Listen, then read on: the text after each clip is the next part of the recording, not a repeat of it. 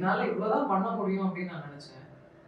ஆனா இந்த படம் பண்ணும்போது தான் எனக்கு தெரிஞ்சது I even did write certain dialogues.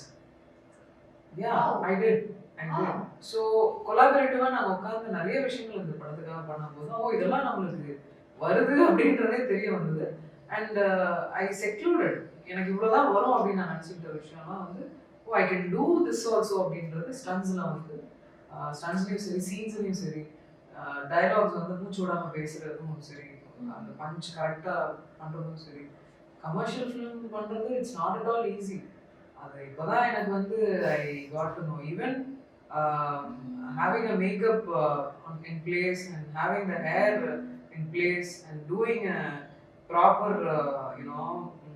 song and proper scene is not a joke actually. நான் வந்து நினைச்ச ரியாலிட்டி பண்ணும்போது அதுக்கு நிறைய மெனக்கெடல் டு ஹேவ் ப்ரிம் அண்ட் ப்ராப்பரா வச்சுக்கிட்டே அழகா வச்சுக்கிட்டு வெயில் அடிச்சாலும் சிரிச்சுக்கிட்டே நடிக்கிற ஒரு கொளுத்து எரிக்கிற மாதிரி இடத்துல கூட you have to pleasantly smile and doing is something which is very இது அண்ட் இந்த ஃபிலிம்ல எனக்கு யா doing that was a bit tough.